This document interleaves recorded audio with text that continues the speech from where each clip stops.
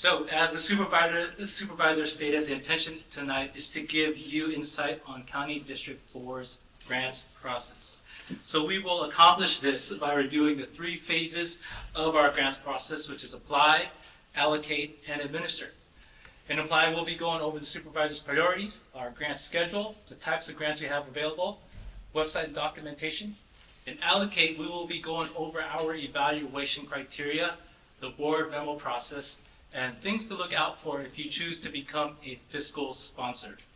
And lastly, Tuesday McGowan from the county, or EDGA, I'm going to say County Economic Development and Government Affairs, EDGA department will be going over what happens if you actually do receive a grant, sort of the administer phase.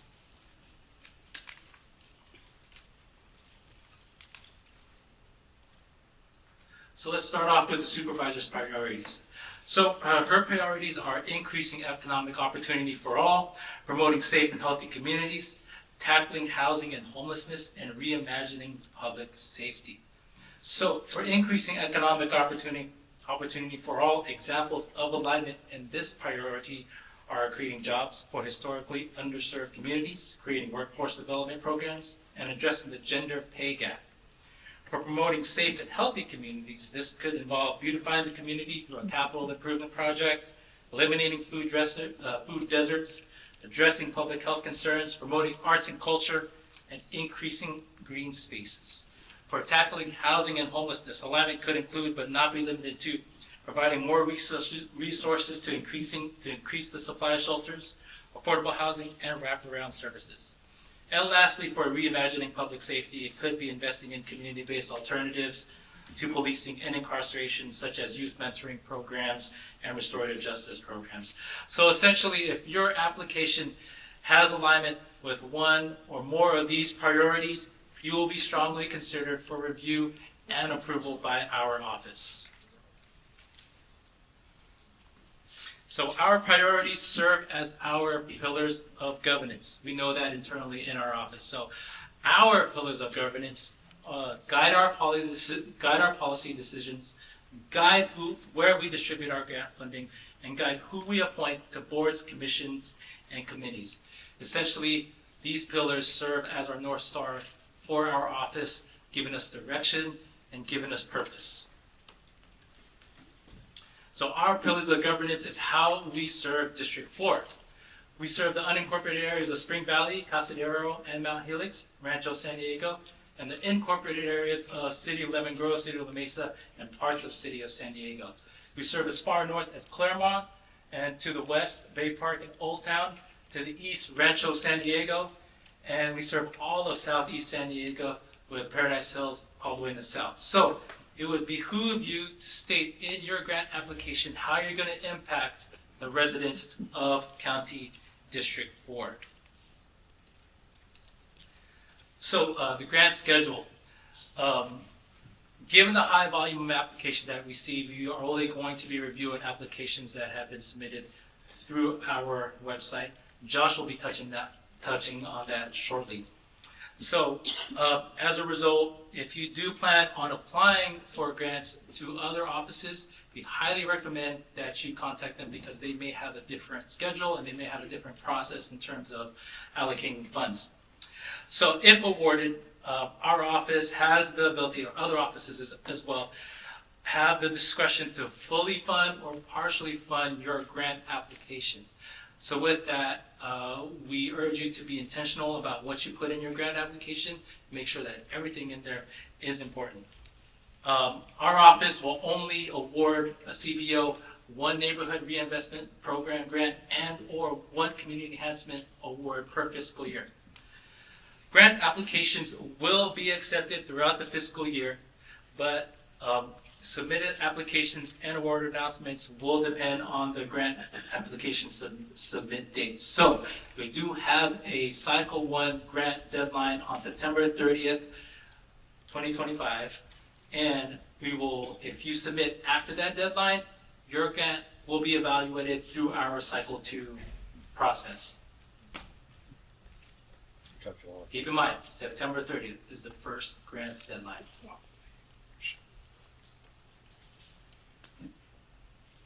All right, so I'll be going over both the Neighborhood Reinvestment Program grant and the Community Enhancement Program grant. I just wanted to state that our office is only responsible for allocation and not administration. Next slide, please. So the Neighborhood Reinvestment Program grant is essentially can be used for one-time expenses. You can use it to make capital improvements to infrastructure. You can use it to buy and install equipment, to buy and install technology, or to purchase food. All of these must be one-time expenses. The Neighborhood Reinvestment Program grant cannot pay for anything ongoing like staffing, it cannot pay for events, and it cannot pay for anything that is maintenance related. Next slide, please. These are some examples of previous grant allocation awardees. As you can see, majority of them use this grant for one-time expenses like furniture, tech equipment, blood pressure monitors, and so forth. Next slide, please. The Community Enhancement Program grant purpose is used to stimulate tourism, so this can be an event that you're throwing, promote the economy by creating jobs, which would be staff salaries, or to nurture a better quality of life, which would be program support or boosting your program. Next slide, please. Some important takeaways for both of these grants, just to reiterate. Community enhancement can only be used for salaries, program support, or events. Neighborhood Reinvestment Program can be used for one-time expenses, purchasing and or installing technology or equipment, and for infrastructure improvements.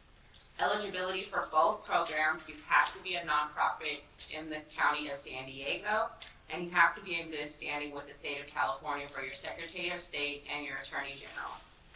The restrictions for both grants cannot be used for any religious, political campaigning, no vacations, no child care expenses, etc. Also, when you are applying, you want to be mindful that your program's operating budget, you're not asking for more than 50% of what your program operating budget is fiscally. I hope that was clear. Next slide. Thank you so much, Mariah. I was throwing her off a little bit with my Apple Watch was dinging. That's why she was laughing. Apologize for that. My name is Joshua Dunn. I'm a community representative for Supervisor Monica Montgomery Steppe. Hello, everyone. Thank you for being here. I'll be speaking about what a complete application looks like and the documents required for that application to be considered complete. When applying for the Community Enhancement and or Neighborhood Reinvestment Grant, our office will only consider complete applications for potential grant awards. Applications that will be considered must include completion of the supplemental questions, a complete and submitted application through Supervisor Monica Montgomery Steppe.com. Please note, we will only consider applications submitted through the supervisor's website. And lastly, a complete application includes all required mandatory documents. Next slide, please. When you apply through the website, underneath the downloadable application, there is a list of 8 supplemental questions. These questions provide you with an opportunity to go in depth about what your organization is doing and who your organization is. This will help the office, us, understand your organization's mission, if your grant request is serving County District 4 residents, what are the intended measured outcomes, details of the event/program you're requesting funds for, and if the request is aligned with the supervisor's priorities. Thank you. As mentioned before, please download the application through Supervisor Monica Montgomery Steppe.com. This can be found underneath the Grants tab on the homepage. Once downloaded, please carefully complete all fields within the application. Everywhere that is fillable, we expect there to be some contents within the application. This includes eligibility, organization information, proposal amount, details of the activities for which the funding is being requested, clearly stating what the grant funds will be used for, contact information. Please complete the performance indicators. These are 2 questions within the application designed to assess how your organization measures or will measure the impact of proposed activities and to identify other funding partners or sources of the project. And finally, the financial solvency question and section within the application. Please indicate any county, CE/NRP grant funds received, city funding, other revenues, and total revenue/expenditures. I want to go ahead and reiterate that you cannot request more than 50% of your organization's current fiscal year operating budget. Next slide, please. Moving on to step 3 of the final steps to have a complete application. This is our mandatory documents. This is very important. You will need to submit 9 documents. The completed and signed application is 1. The cover letter is the second. We like to think of the cover letter as a synopsis over the overall application or a summary of the application. Please keep it clear and concise.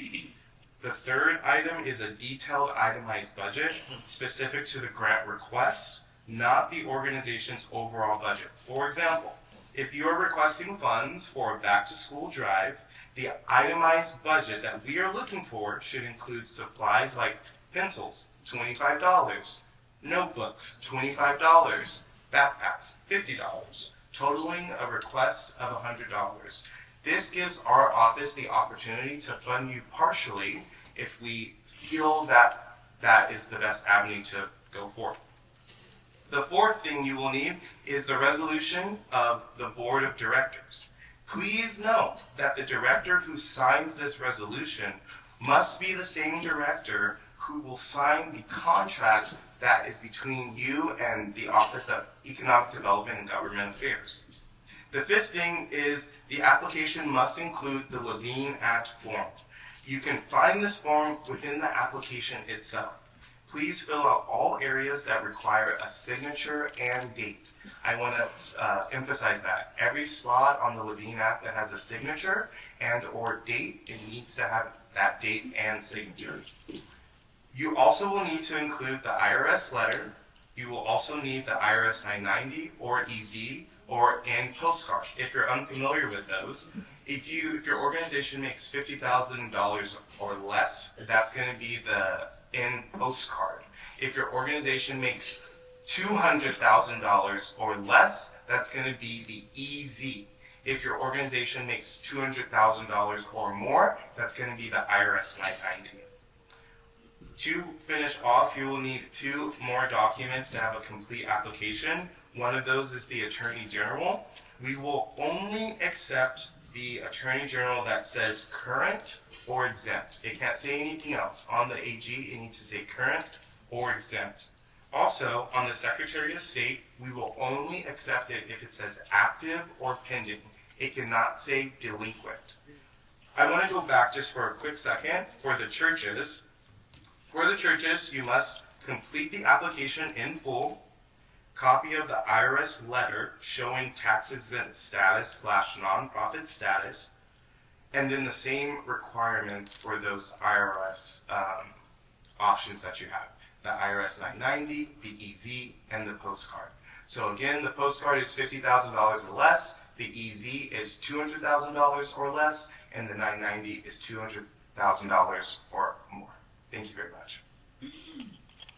So now we'll go over the allocate phase of the grants process. This is where we'll be going over our evaluation criteria, the board memo process, and also things to consider if you choose to become a fiscal sponsor. Sorry. All right, so typically we review about 230 applications each grant cycle. In the previous fiscal year, our highest award was $100,000 and our lowest award was $2,500. For the CE applications, we reviewed about 292 and were awarded 63. And for the NRP applications, we reviewed 186 and we awarded 69. This is, let me go back to our review process here. So typically when we are reviewing your applications and we've confirmed your organization's documentation, we begin evaluating by using 4 levels of priority. And with the priority levels, the priority 1 level typically is all yeses in each category, as you can see on the screen. For priority 2, it is typically 3 yeses and possibly one no, which would be, is your organization located in P4? So that would land your organization at a priority 2. For priority 3, there's 3 yeses and there's a no in providing the direct service. And for priority 4 is typically all no's in that category or too many no's and not enough yeses. So your organization's location and direct service are crucial priorities to our office because we want to be intentional about serving District 4 residents. Also, your direct service typically means that your organization is providing a direct impact to D4 residents. And I just want to also inform you all that in previous years, previous fiscal years, we have allocated to organizations who are not based in District 4, but do provide direct service to our residents. And then lastly, during this process, when we are reviewing your applications, if we notice that there's any missing documentation, we will have to flag it and it will likely not be funded. Next slide. Okay, thanks, Brian. So these are more areas where we evaluate your application in terms of how we prioritize the completeness of your application, attention to detail. Are you asking for staff salaries in the NRP? Which you cannot. Staff salaries can only, and ongoing costs can only come from community enhancement. Are you sending us your organizational budget versus an itemized budget? We want an itemized budget. Tuesday and her team will push back on us if we don't have that level of detail with respect to your request. Clarity and relevance. Are you providing us enough details to make a determination? You can't just say funds will be used for an event. That's what we get. We're not going to give you any funds. What are you going to be doing with the event? Will it be used for flyers? Will it be used for entertainment, stage rental, audio and visual? And realistic objectives. We had an organization ask us for $600,000 once to help with their operations and essentially buy a building, but they did not have any recorded revenue. So that wasn't happening. So we want requests that are realistic, practical, achievable, and of course, impactful. Ultimately, the supervisor mentioned organizations must demonstrate a level of sophistication to manage a grant contract with the county. Attention to detail, clarity and relevance, and the realistic objectives help us determine if your organization possesses that capacity. There are also external factors that help us prioritize our grants. January 22nd, 2024, there were floods that disproportionately damaged some of San Diego County's most vulnerable and historically underserved communities. Southeast San Diego being one of them, and parts of an unincorporated area in San Diego County. So with that, we prioritized organizations who helped victims that needed support with floods. Another example is the current presidential administration's policies. With an increase in immigration enforcement resulting in immigrant families being destroyed, the gutting of Medicaid, Medicare, and SNAP benefits, eliminating programs that promote diversity. We prioritize organizations whose requests supported immigrant communities, address homelessness, address housing and homelessness, hosted food banks, and promoted health and wellness. So, given these external factors, we don't want to discourage you from applying to our grants. We will still prioritize other things like arts and culture, youth support, LGBTQ support, senior support, and veterans. Next is a fiscal sponsor. So there are some things that we want you to be aware of if you choose to become a fiscal sponsor for an organization or have a sponsee. Just want you to understand that the agreement is between the fiscal sponsor and the County of San Diego. The fiscal sponsor takes full responsibility of the contract, which includes producing receipts and submitting the required reporting. Grant funds, of course, must serve lawful public purposes and cannot be used for anything religious, political, or purely private purposes. So if a sponsee is spending outside of their grant period or spending on items not included in the grant purpose or does not provide the fiscal sponsor receipts, the fiscal sponsor will likely be the entity that will be sent to collections. Please understand that. If the sponsee contacts our office indicating that they are not receiving any funds from the fiscal sponsor, we're going to direct them to either Economic Development and Government Affairs Department, which will likely direct them back to the fiscal sponsor. That's exactly what happened. So please understand that if you choose to become a fiscal sponsor, you are taking full responsibility of the contract.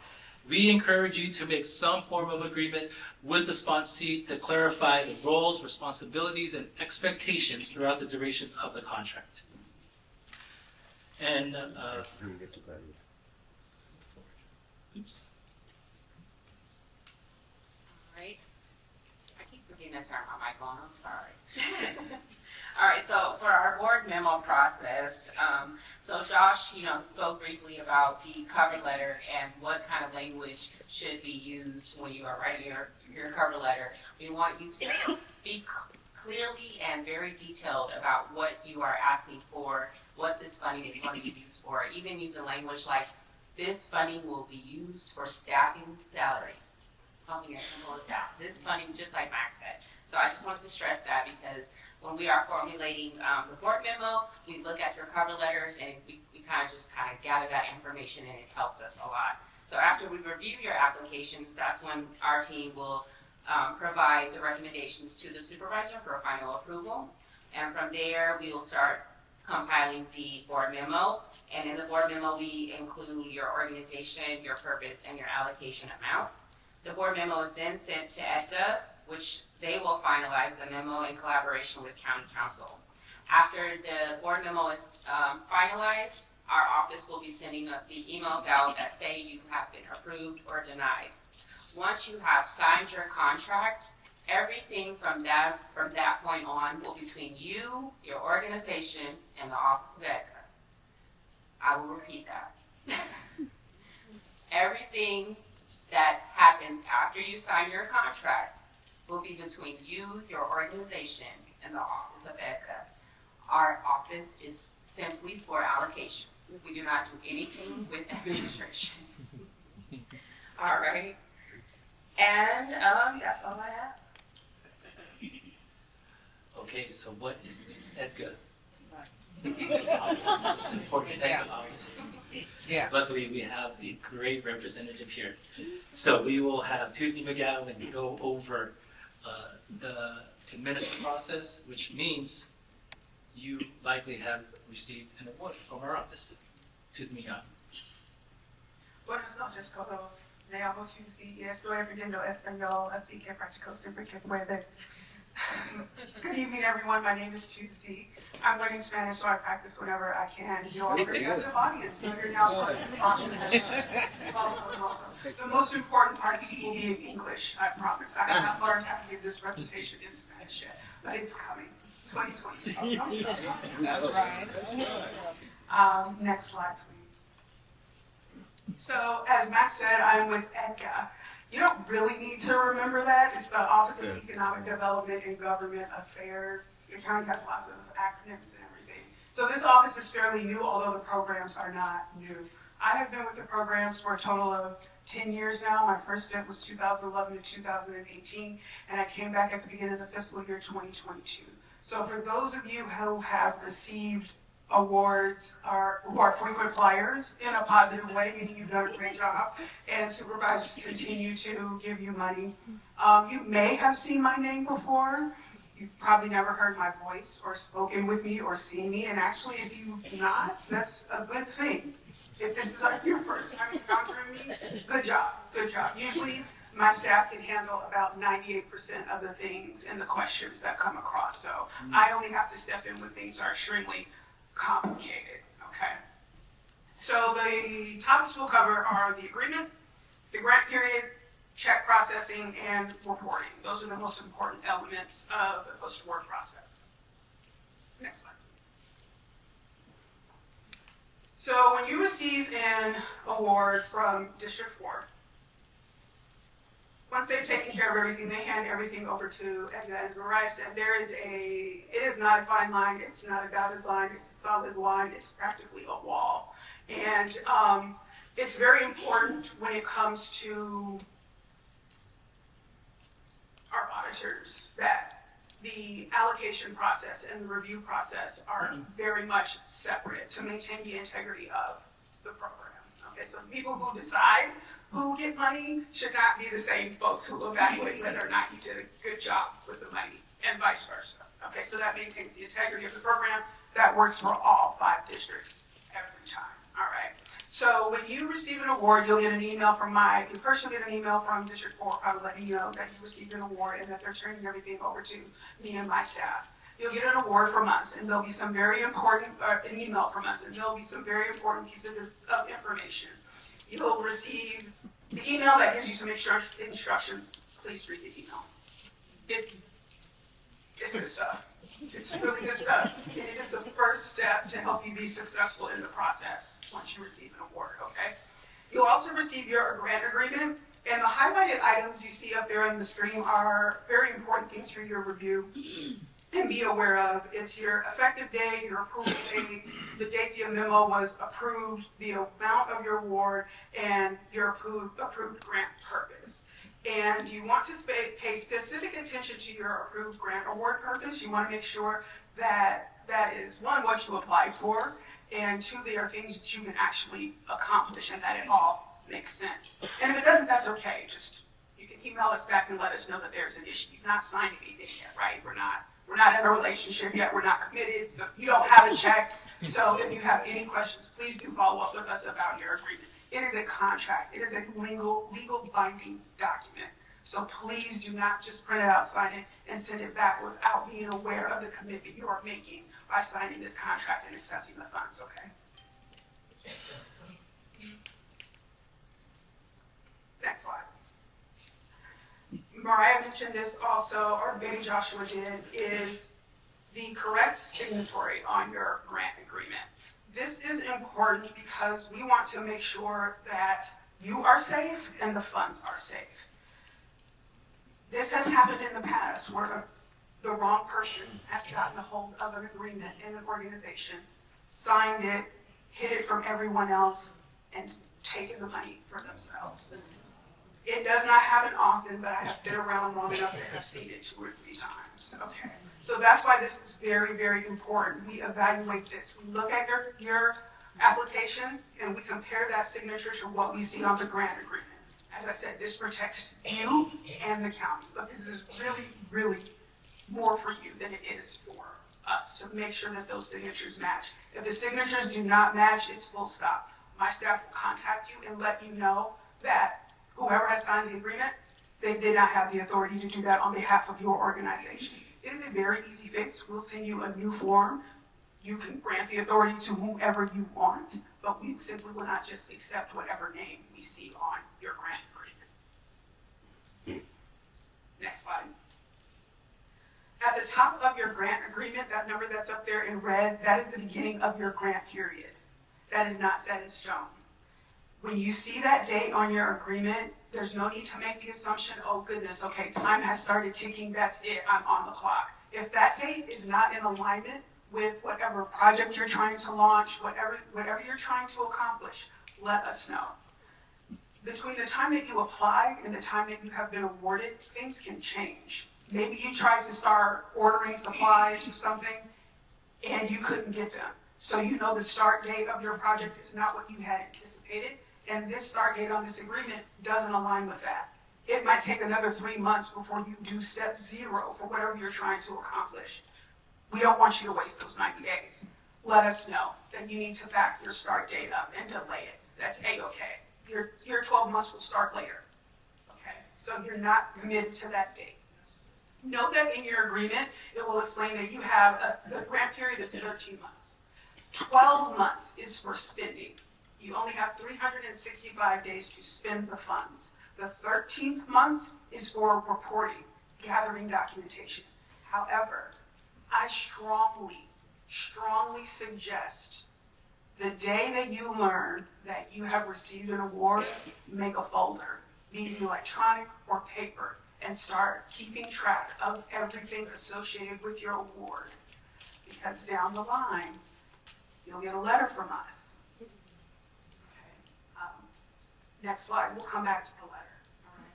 So, when you receive an award, if you're not currently a supplier with the county, meaning having received funds from the county for whatever reason, be it for these grant funds or something else within the past 2 to 3 years, you'll need to complete a W-9 form. And you'll only receive this form if you need it. So you're not going to see it with the application. It's not going to automatically be attached to any email that we send you. We only send this to you if you need it. So if you don't need it, you won't see it. So there's nothing to worry about. You don't need to call and request it from us. We'll know if we want to give you it, we can't, right? So we'll send you the form and we'll ensure that it's completed. You can't pay anybody without the W-9. So full stop here if we don't have this form from you. Next slide, please. So the letter, the 11-month letter. 11 months into your grant period, you'll receive a letter from us. Everybody gets this letter. You're not being singled out. Everyone gets this letter to let you know you're at the 11-month period. You have 1 more month left in your grant period to spend your funds. At that point in time, it's an opportunity to review where you are, how you've spent the money, your documentation, and your record keeping. And if things are moving slower than you had anticipated, it's an opportunity to contact my office and say, we need a little bit more time. Can you help us with that? Things have not gone as planned. We needed XYZ and it just wasn't available for us to do it. We can always discuss additional time. It is always an option. And this 11-month letter is just a ping to let you know we're paying attention and we want to make sure you're paying attention and that everyone's on the same page about the timeline. Okay? At that point, it'll be a reminder also about your documentation of expenditures. That's also an opportunity to say, I think we misplaced that. I don't know where the folder is. I don't have the forms to complete my reporting and we're done. We can send those forms and help you get to the finish line on time. So you can submit your documentation to us at the end of your grant period via email, via USPS, or hard copy. If you want to brave trying to find parking downtown, good luck. However, we fully accept PDFs. You can scan as many files as you want and combine it and send it to us. You can put it in the mail. We get mail all the time. It's no big deal. We don't care how big your package is. We get paper boxes full of binders. It's really, don't worry about it. Just make sure it's in order. It doesn't matter how many sheets of paper it is, okay, as long as it gets to us. And also, please do not submit originals to us. This is important because we keep 10 years of documents and we do not have enough room to keep all of these documents on site. So as soon as we review and complete your documentation, it's very likely it gets sent off to storage within a month or 2. And so if on your end you have an auditor or you need to go back and look at something 6 months to a year later, you're gonna have to wait for us to go to storage to get any originals that you sent us. Always keep copies. This is in your contract as well. Keep your copies, okay?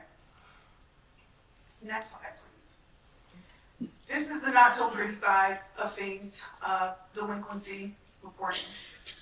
My desire for everyone is that you never be delinquent. It really is. But there is a process for that. So if for some reason you've overlooked the 11-month letter, you've not been paying attention to the calendar, and you've not sent us anything and 13 months go by, we have not forgotten about you. You're not hear from us. Okay. You're not going to hear from me. Not yet.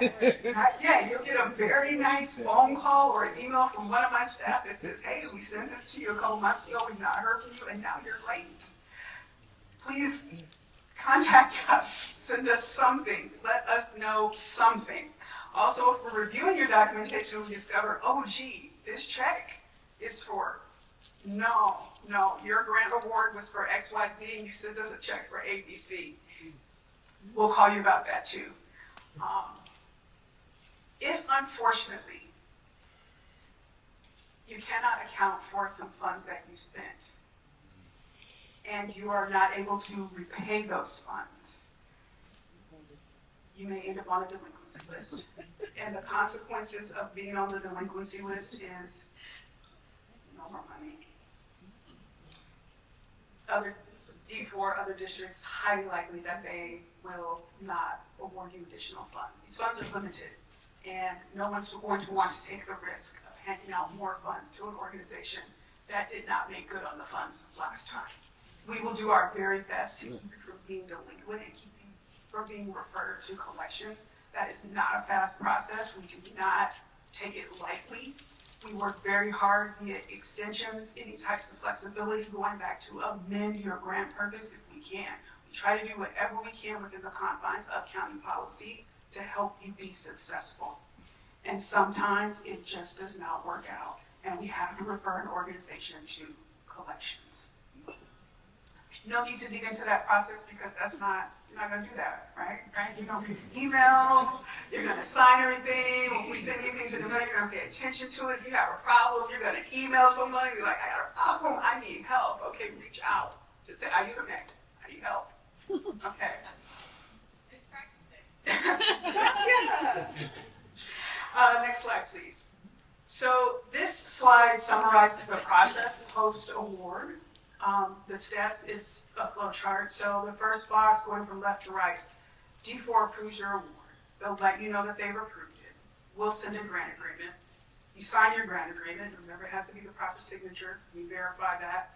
We establish you as a county supplier if necessary. That's the W-9 form that you may or may not need to complete. We process your check, and we send the award check along with all of the documents you need to completely document everything, keep track of all of your spending. You spend your funds within 12 months, you can spend them faster if you like. It's no problem for us, we kind of like that. And you submit your documentation of grant expenditures to us for review. Now the check process, it can be 6 to 8 weeks. It sometimes happens faster. However, we have to account for things such as, one, if you need a W-9. 2, accounts payable at the county, they write checks and make payments for everything the county does. I do not have a checkbook in my office. I have to go through the same process that everyone else does. I have to get in line. You all are in line with me, okay?